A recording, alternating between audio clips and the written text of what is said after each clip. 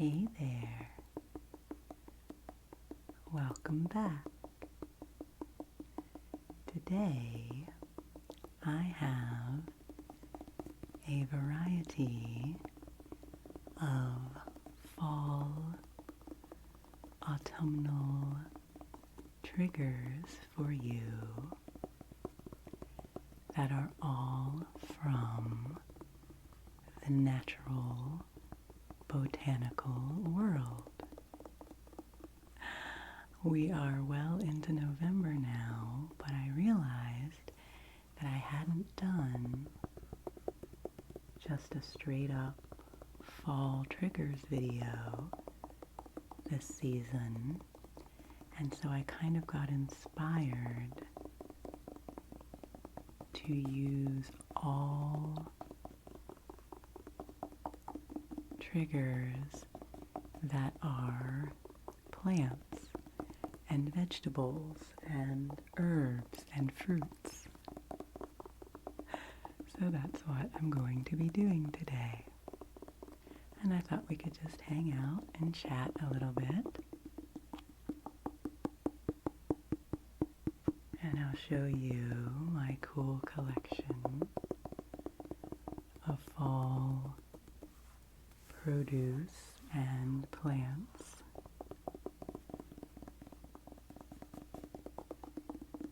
And I tried to be as fallish as possible here. I put on my golden yellow sweatshirt and I switched my light from the pinky blue spooky Ursula light to be a more warming golden light.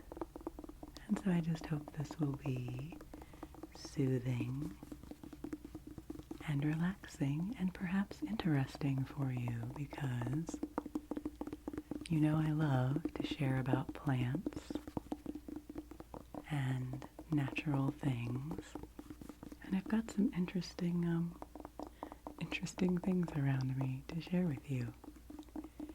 So the first one is this squash. This is a squash that we got from our farm share. It is a Kabocha squash. I believe that's how you pronounce that. Kabocha or Kabocha. Kabocha. And we got this from the farm share over a month ago. It is a very hard-shelled winter squash, so good for storing. And I have had this sitting on my mantle along with another squash I will show you as part of my fall decorations. But I wanted you to see this. Now this is the first of quite a few squashes and gourds that I have to show you. I love produce tapping. This video will have a fair bit of tapping, and there will also be a good bit of crinkling, crumbling type sounds. So I hope those are appealing to you, just to give you a little preview. So I will try to move through these relatively quickly. Famous words of Devon that never come to pass, because I get into every single trigger. But I do have quite a variety, as I said. So this squash is my first little trigger for you, and I will roast the squash eventually and eat it. It has a bright orange flesh. It is very, very tasty and very good for you. So I will probably make a soup out of this. That's what I do with a lot of my squashes. So the Kabocha squash. Now next up for you I have kind of a mystery squash. This one is so cute. Are you ready? Look at the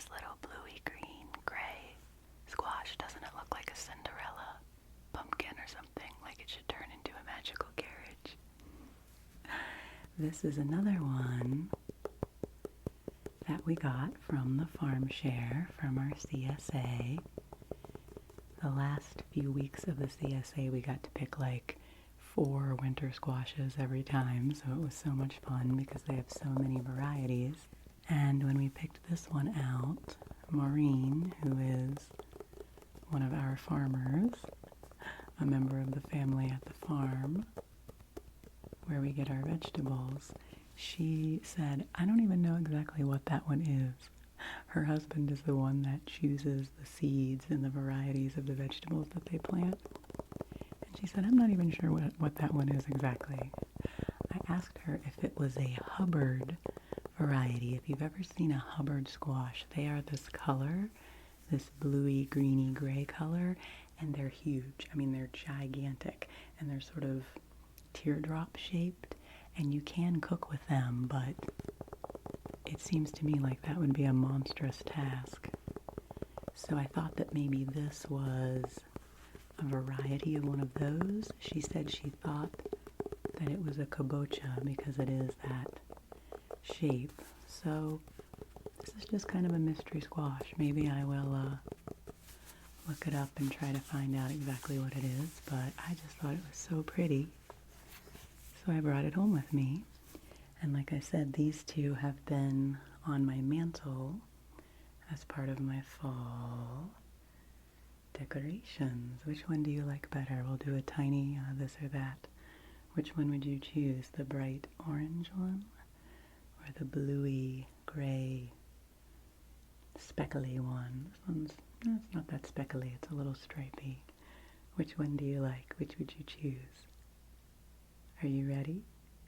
3, 2, 1, choose. Excellent, excellent. Oh my goodness, that makes me nostalgic to do a choosing video. I haven't done one of those in such a long time. We'll put that on the list. A this or that video coming soon. It's so funny because one of the this or that videos I did a really long time ago is like my second most watched video after my Mom Tries ASMR video, which has like 10K views at this point, which is so fun and so cool. But my next highest video is a this or that video. I think it has like 4 or 5K views, so somebody likes those videos, and I do love doing them. See, I'm already so distracted, so this will be a good, nice, long video for you. So, back to fall triggers here.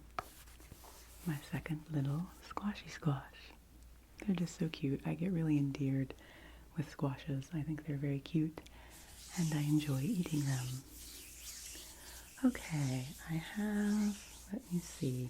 You know what, let's continue down the squashy path, and I'll show you this glorious, oh my gosh, can I even get it? This glorious big old acorn squash that I have.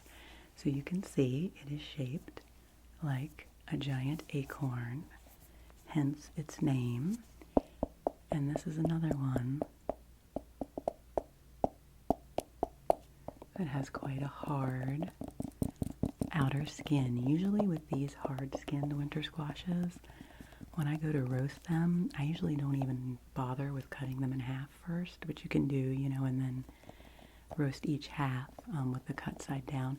But I usually just put the whole thing in the oven, at least for the first part of the roasting time, until it gets soft enough that you can then cut it in half a little better, and then you can finish the roasting time in 2 pieces. Or sometimes I just roast it completely whole, and then you can cut it in half afterwards and still scoop out the seeds and everything.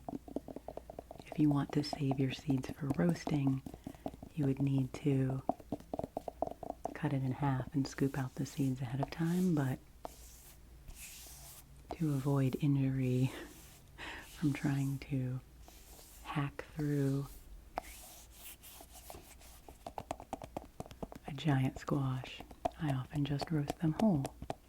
So there's your little tip if you've never done that. That's why squash are so fun to eat. You can just roast them and then scoop out the yumminess and put it into a pot with, you know, whatever other vegetables you want. And usually I put in some coconut milk and just zhuzh it all up into a lovely soup. Or you can just eat the puree with butter and spices, either savory spices or like cinnamon and sugar. It's wonderful. And acorn squash, a friend of mine told me, are particularly high in iron. And I am trying to make sure I am getting enough iron. That's something I struggle with sometimes, is my iron levels.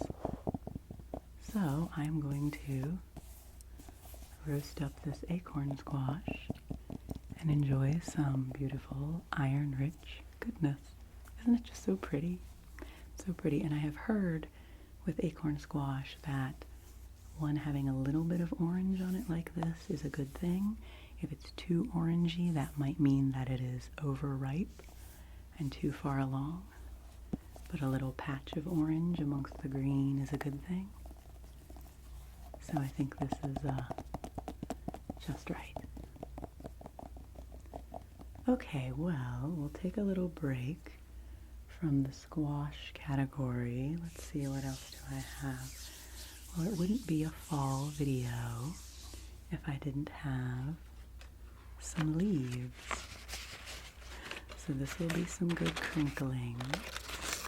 I went outside right before filming this and gathered some leaves. Isn't this a lovely one? I think I have, yeah, one more little teeny tiny one for crinkling.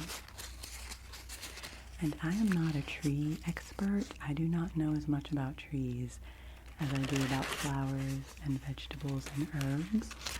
That's one of my goals, is to learn more about trees. But I know a little bit about leaves, and so I do know that this is a beech leaf. This beautiful yellow one. With this beautiful rounded pointy shape. It's a beech leaf. Crinkle it up for you a little bit. And then these two big beauties are oak leaves. I'm not sure if they're different kinds of oak or the same kind. If you know more about trees than I do, you can tell me. This one I thought, this one's a little more brown. And so I thought it would make a good crinkly sound. And then this one is still a little more fresh. And I just thought it was so lovely. It's like red and green and brown all in one. So you can just kind of trace the outer edges of the leaf. And you can see its beautiful veins down the middle. Leaves are so beautiful. And you know, they get maligned sometimes, and people want to get rid of them, but I think the fallen leaves are quite beautiful. So this is our little collection of leaves. You know, I'm going to turn this into a mini this or that video. Which leaf would you choose? This yellow beech leaf or this red oak leaf? What do you think? Which would you like? Are you ready to choose? 3, 2, 1, choose. Excellent, excellent. Well, in addition to these, I also could only find one maple leaf. This little teeny maple leaf. We only have a few maple trees. I should have gone further up in my yard. But,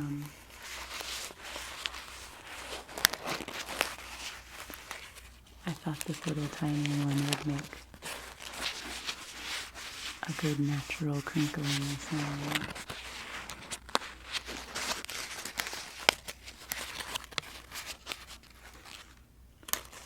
See, it's so hard for me to put down a trigger. I'm always just wanting to do more. Okay, so we've had some squash. We've had some leaves.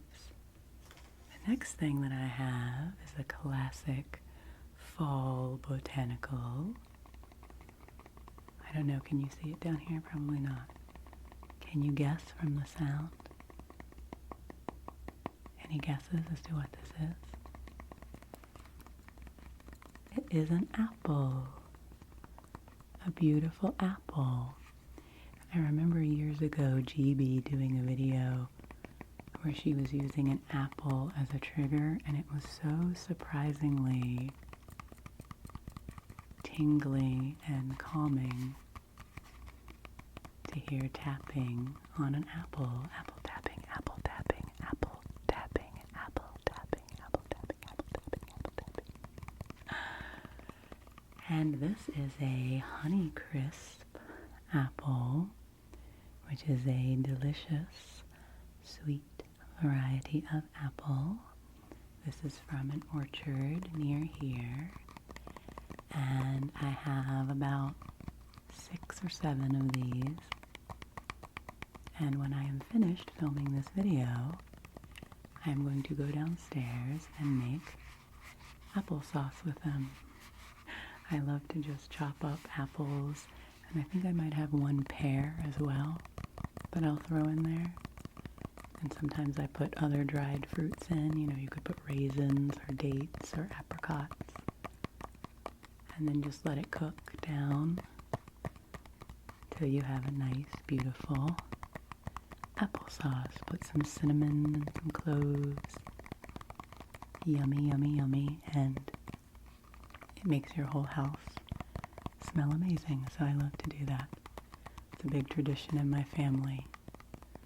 My mom and my sister and I all like to make applesauce. I love apple butter as well. That's basically just cooking down apples even more until they get more caramelized, and it makes a darker, more intensely flavored spread. And that is delicious too. So I encourage you to have some apple-y treats this time of year because they are so wonderful. Look at all those little stripes. Little stripes. And the stem. My little niece, who's 2 years old, was learning all the parts of an apple, and she was very excited to tell me about the stem and that there were seeds inside. Very exciting. It smells good. I'm excited to make my applesauce. Okay, next up I have a sort of large item in size. So let me see if I can get this without making a ruckus here.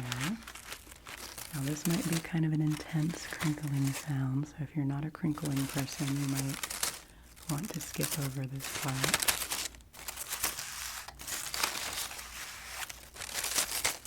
But this is, here I can tap on the kernels and maybe, oh yeah.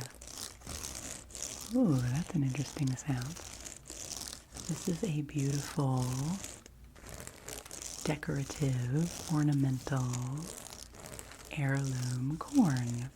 So this is not the kind of corn that you eat. It is quite hard, but it is for decoration. And I used one of these as a trigger in a fall video I did like years ago, right at the beginning of my channel.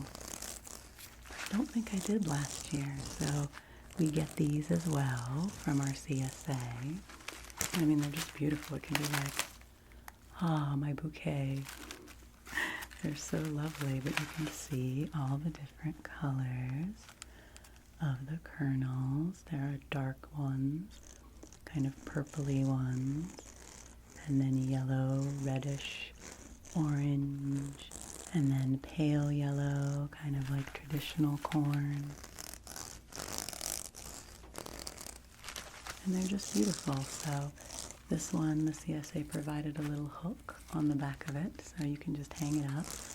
And sometimes in past years we would hang them outside, but then the squirrels usually come and eat them. So our one from last year we hung up indoors, and it still looks beautiful. And so now we have this one, so we'll have two, and I think they could potentially last for years inside, you know, in a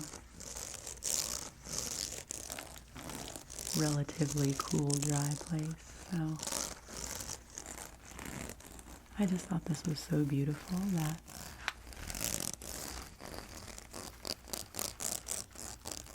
I wanted to share it with you. I don't know about the sound element of it. I was just curious. But here is our ornamental corn. I'll do it over here a little farther away from the mic.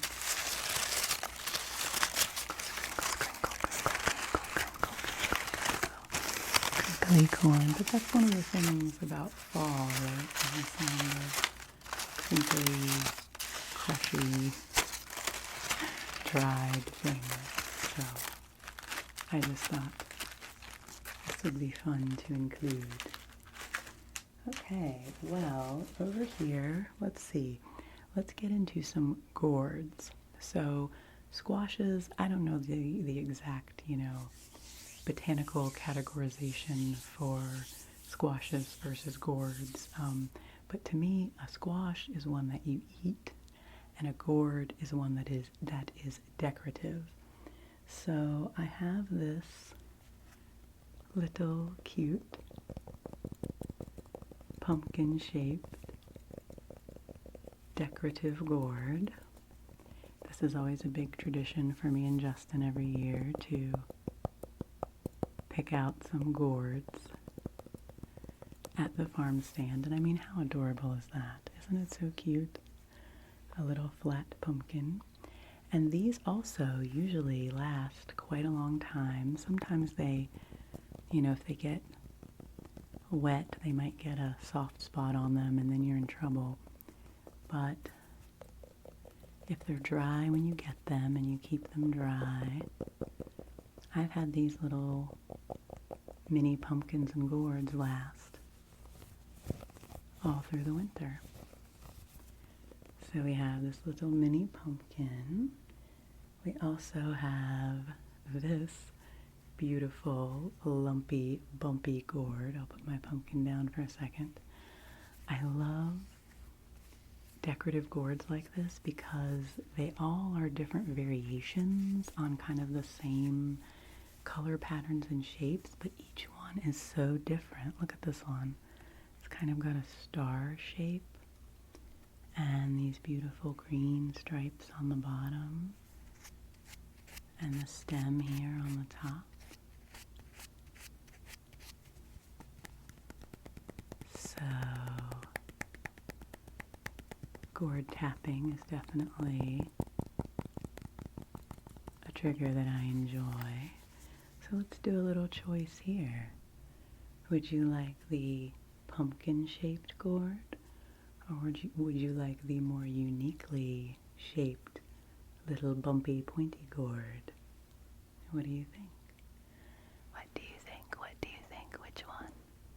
Which one do you like best? Which would you like to choose today? The orange gourd or the yellow gourd? Are you ready to choose? Okay. 3, 2, 1, choose. Excellent. Cool. Good choice. Good choice. This is so funny. I was not planning to do this or that video at all. But sometimes you just have to go where the ASMR muse takes you. I hope you like it. Okay, we'll put these gourds down. I do have one more little gourd. Well, this would be a funny choice, but I'll show you. I have one more teeny tiny little gourd. Isn't this one cute? This little green bumpy gourd, green bumpy gourd, green bumpy gourd, green bumpy gourd. Gourds often are bumpy in texture, which makes them really fun. And this one's just adorable, so we had to choose this one. It's pretty much green all the way around with these little stripes. And this little stem. It looks like it could be a little ornament. It's very cute. And then the last gourd that I have is like the opposite of this one. Are you ready? Heave. It's this giant lumpy bumpy gourd. And Justin picked this one out. Oh, that's such a good sound. I figured that would be a good sound. Justin picked this one out at the farm stand. It was giant compared to all the other little gourds. And so he asked Maureen at the farm, is this the same price as these little gourds? And again, she was like, I don't even know what that is.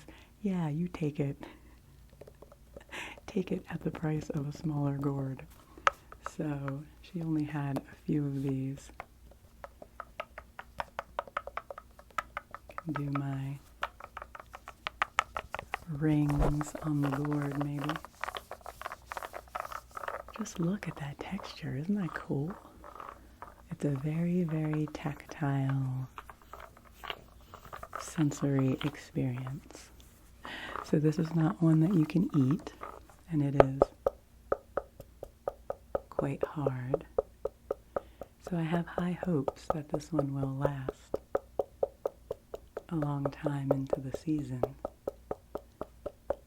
because it's just so unique with all its little individual bumpity textures on it. So I guess this is a fun choice. What kind of a person are you? Are you a tiny gourd person, a tiny gourd person? Or are you a big old gourd person? Are you a giganto gourd person? Which one of these would you choose? The little green one or the big orange one? What do you think? What do you think? What do you think? Are you ready to choose? Okay. 3, 2, 1, choose. Cool, cool. I should have known that would be your choice. Well done, well done. Oh my goodness, this is so much fun.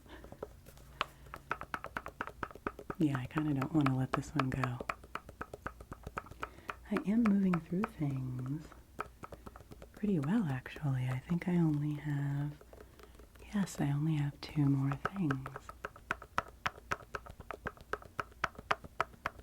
We can always go back to more gourds at the end if we need to.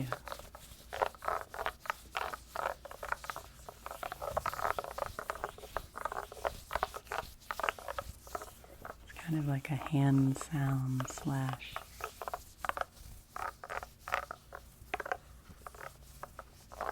tapping slash, I don't even know what to call that kind of sound. Get a little on the sides here. I tried putting my mic over on this side just for a change, and so you could get a close-up view of my specimens here, of my autumnal specimens.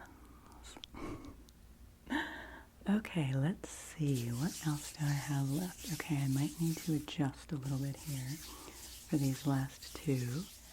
Okay, so now we're back into the crinkle crumble zone for these last couple of triggers. this is one I really wanted to show you because it's kind of a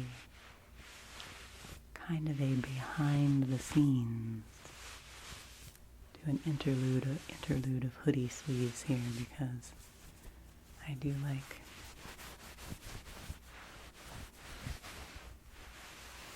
the sound of this hoodie for sure. So I wanted to show you these Baptisia pods. And these make such a cool sound in several different ways. I hope it won't be too intense. But I used these in my Ursula video as one of my ingredients in your potion because I thought they would make a cool prop and they look sort of undersea-like. And what these are, they're from Baptisia flowers. So Baptisia flowers are these tall green flower stalks that bloom in these beautiful little purple flowers and they get quite tall. And then at the end of the season, they put out these seed pods, which are green at first, and then by the end of the season, they dry and turn dark like this. And I just think they're so beautiful. I think they're such a cool fall, kind of Halloweenish plant. And so I usually collect a bunch of them and put them in a jar like this to have as a dried arrangement. I have this sitting downstairs in our living room. And they will start to fall apart. And I got seeds all over the floor when I was doing my Ursula video, so that is inevitable. That will happen again.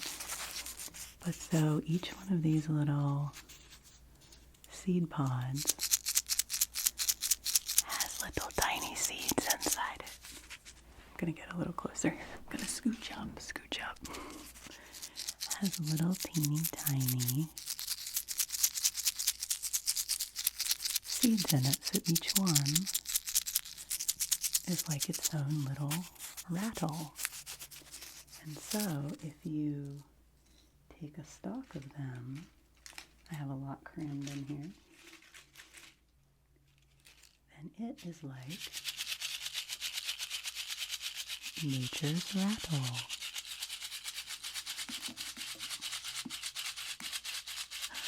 And as I'm doing this, every once in a while a little seed is falling out onto my table here where I have my microphone. You might be able to hear that. I will definitely have to vacuum after this video.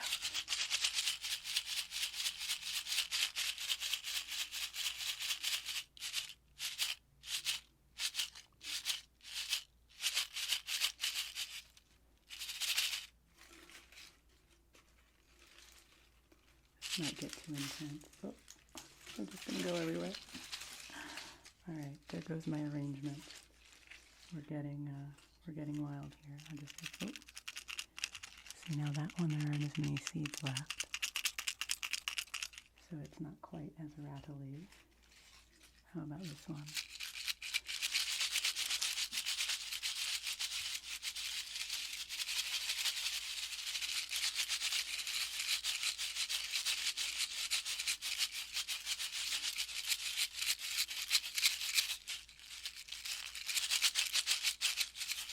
I just think they're super cool. And so like I said, I kind of wanted to show you as a little behind the scenes, in case you wondered what that was I was using in the Ursula potion.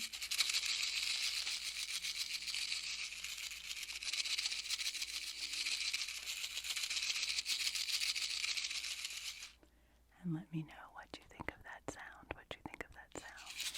I think it's really cool and really relaxing. I mean, rattles are used a lot in meditation and relaxation. They can be used to kind of cleanse a space with sound.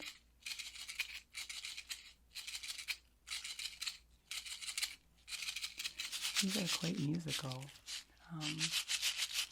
Yeah, so I'm going to keep these through the winter if they don't fall apart too much.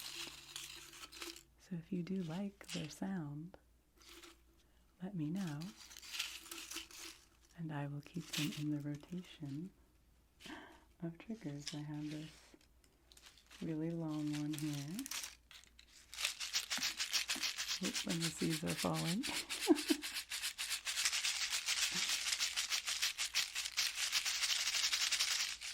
So the Baptisia pods, one of my favorite little fall things to collect, and you can see here's one where the pod has completely come apart. You have your little individual pods.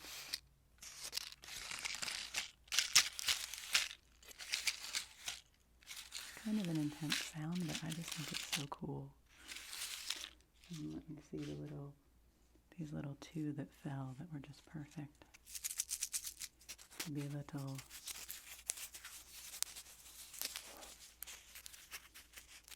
individual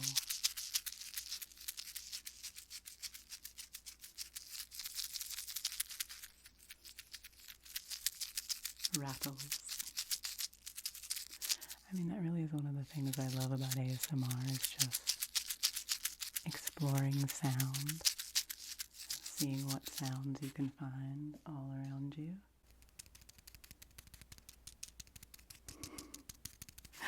So thank you, Baptisia pods. Okay, so my last trigger that I have for us is, first of all, let me see, I'll do this in stages. I brought this orange little platter plate from my kitchen for us to use. This is going to be a little bit interactive. And I will put this down in front of us here. And then I have this beautiful little gathering of sage leaves, and they probably will already start to crumble. So this is sage, garden sage from my garden that I harvested, and my little hack for hanging herbs to dry is I often collect a bundle of them and clip them together with a binder clip like this, and then hang them up. I hang them on little nails on my mantle or from hooks on the ceiling, and oh my gosh, it smells so good.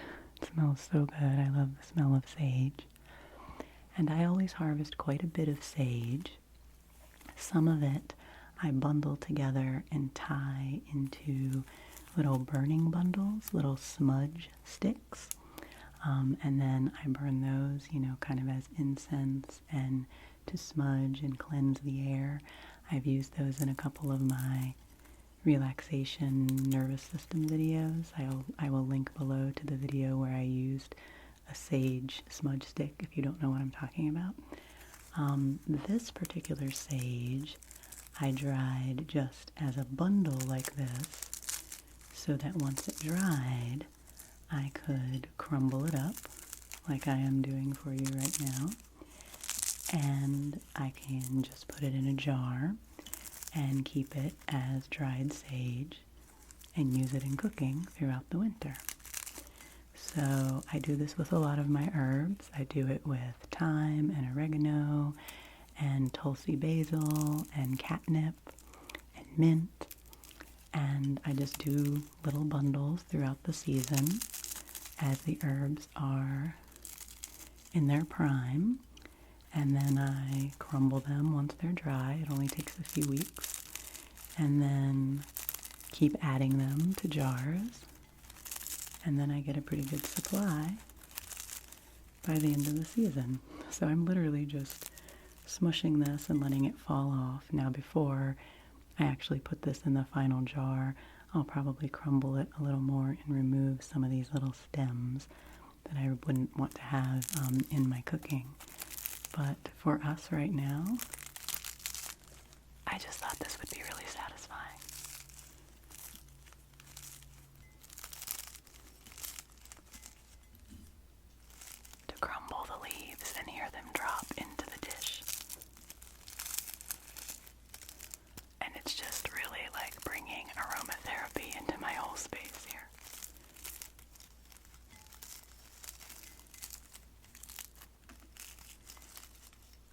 And then when I do vacuum in here later, any sage that has fallen on the carpet will just make it smell even more beautiful. And you can see it comes off pretty easily. Sage is an easier one. The thyme leaves, the dried thyme leaves, I think it's so funny that thyme, T-H-Y-M-E, is an herb that really does take a lot of time to get off of its stems, whether it's fresh or dried.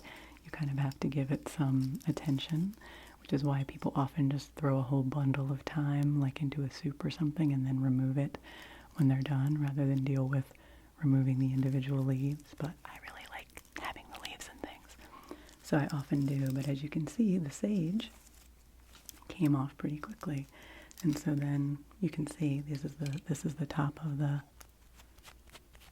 stems, how I just clipped them together with ye old binder clip.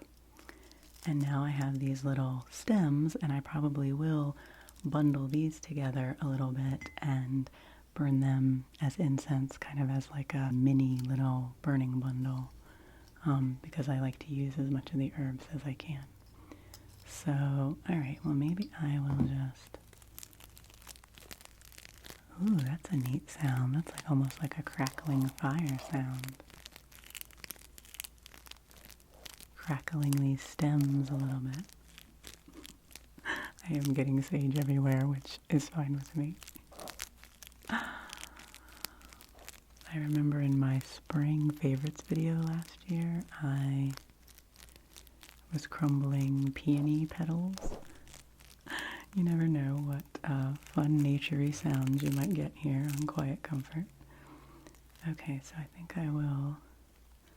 Oh, there's a few more little leaves here on the stem. And then I will clip these back together just to keep them from going totally out of control. Put them over to the side here. And then now we have this beautiful... Oh my goodness, I'm just going to waft this over to you. This beautiful bowl of crumbly, crunchy sage.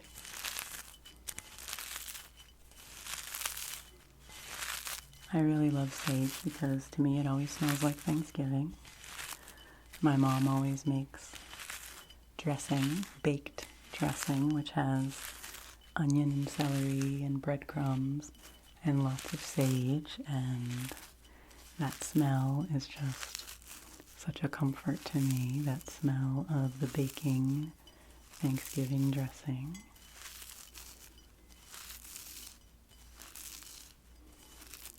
And you can use sage in just about anything, soups, pasta dishes. It's really delicious and brings that fall appeal to any dish. To me, this really is a quintessential fall smell, which is why I wanted to include this. And now that I'm doing this enough, it's kind of turning into dried rubbed sage because it's dried and I'm rubbing it between my fingers. So that's really good. It's really good to mix in with breadcrumbs, like if you're topping a casserole of any kind with breadcrumbs. Really yummy. Gotta love sage. And sage is really, really good with squash. So some of this sage will probably end up in a soup with one or more of those squashes. So, okay friends, I actually did pretty good with those. I never pay attention to the time, so I'm not quite sure how long this took, but we moved through these fall triggers, these fall botanical triggers pretty quickly. So we had, you know what, I always have to do a little recap, so let's do it. It makes me feel complete. So we have our beautiful, beautiful crumbly dried garden sage. And you know, white sage, which is often sold like for burning bundles and things like that, is actually pretty rare and sometimes is not that sustainably grown and harvested. So I like to use good old common garden sage. It's really lovely and smells and tastes delicious. So here, oh my goodness, that is so nice. It's our sage. Let me know what your favorite dried herbs are, and if you are a sage person, I would love to know. The dried sage, we had our Baptisia pod rattles, and you can Google, Baptisia if you'd like to see an image of what the flower looks like. It's a beautiful perennial that spreads itself because these seeds are so prolific.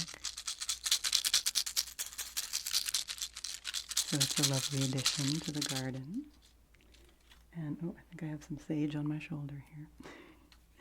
And then, let's see, I don't remember what order we went in, but we had our gourd collection. Tiny gourd, tiny gourd, tiny gourd, tiny gourd. And then big brother gourd here. Yeah, this one has a nice sound. If this continues to dry nicely and get more hollow throughout the season, you'll probably see this again, hear this again in a video, because I really like that sound. Alright, big gourd. Then we had, oh, I'm hitting more Baptisias. They're everywhere, they're everywhere. Then we had the pumpkin-y gourd, pumpkin-shaped gourd, which is just so charming. And the pointy, more irregular shaped gourd. So much fun. Gourd season is a lovely time of year. And then we had our Ornamental Corn.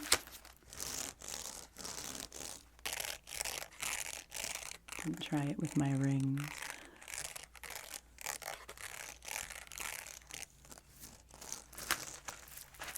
Very lovely, very lovely. Left that up there. And then we had our leaves. And I have a whole video from last season where I went outside and walked in my bare feet when it was still warm in the early fall and crunched in the leaves. So that's on my fall playlist. I will link to that as well.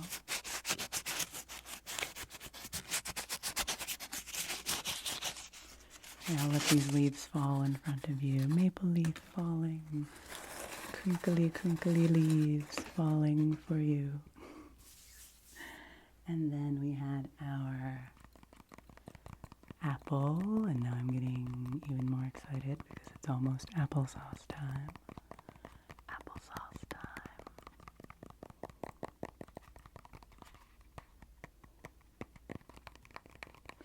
And then we had our squashes. This is quite a hefty one. I got this at the farm stand at the orchard where I got my apples. And I just couldn't resist this one. I thought it was so beautiful. This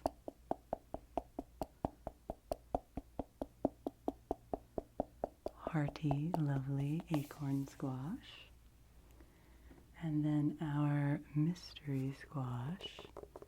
Maybe we should just name it. What should we name this mystery squash? Like Herbert the Squash or something like that? Let me know what you think, or if you happen to know what kind of squash this is. I hope it's delicious. It has certainly already brought me a lot of joy. And then finishing up, I don't even know where to put all these things, finishing up with this beautiful Kabocha squash, which kind of is fun because they look like a pumpkin. They look just like a slightly differently shaped pumpkin. And again, they are quite delicious and nutritious. Well, my friends, I hope you enjoyed this little autumnal hangout and all these fun triggers from the natural world, and just hearing some rambling and some whispering here and there. Please let me know what your favorite triggers were from among this group. Oh, and I wanted to tell you, I just remembered that right before I was filming this video, right before I went outside to get my leaves and then came upstairs to do this, Justin was sitting at his computer downstairs working and looked out the window and said, "Oh my goodness, there's a fox." And we have had foxes in our yard from time to time, but this fox was gorgeous. Its coat was full and bushy and such a beautiful, deep, auburny, brown, orangey color. I mean, this was like a magazine cover fox, a quintessential, beautiful, very healthy fox. And so it walked around in our yard for a little while, and it was kind of stalking something, probably a mouse, because we do have some mice around this time of year. And we watched it for a little while, and then it slunk back down into the woods and went on its way. But it was so special, and that seemed like a good omen. And I wanted to share it with you so that that could be part of our little fall celebration here. So the good luck and blessings of the fox I pass on to you. So let me know what sort of fallish things you are up to. I mean, I feel like now that we're into November, there's always this pressure. There's always this pressure to be a step ahead. I feel like there's already pressure to be in like Christmas, winter holiday mode. But we still have lots of autumn to savor. I will say that since daylight savings time ended this past week, and now it's suddenly getting dark much earlier. It's dark by 5 p.m. here. Justin and I did bring out a lot of our winter Christmas decorations that are light up things. Like we brought out some more of our battery operated candles and a few of our little ceramic Christmas trees that light up. Because once it's dark in the evenings like that, I just want as much sparkly light goodness as I can get. So it'll be a while before we bring out the major Christmas decor, but it's fun to bring out those extra lights. And I've been lighting candles and listening to cozy music, and I've been in a baking mode and making lots of soups and more hearty food, and it's just a nice time of year. I talked about in my last mic brushing video how, there can be a lot of bittersweetness to this time of year, so I still have my moments when I'm feeling sad, but I'm also having moments and times where I'm embracing the coziness and the kind of slowing down of this season and embracing the darkness, bringing my own light and my own warmth, and just enjoying each season as it comes and trying not to rush through it, not to be too far ahead of myself, and just enjoy each day as it comes. So thank you for being here with me and my squash. It's always a pleasure to hang out with you, and let me know what you would like to see coming up in videos. I might as well tell you, if you've stuck around to the end of this video, that I will be taking a break in a couple of weeks because we are going to visit some family the week of Thanksgiving, so I won't be recording or uploading that week. I do hope to record the second half of my Q&A video, which that's just gotten completely out of control that it's taken me that long to finish it up, but I will do so eventually. So I hope to do that and post that sometime next week. And maybe another whispering video, because I feel like I owe you some whispers, and I got a really nice response to the last whispering one.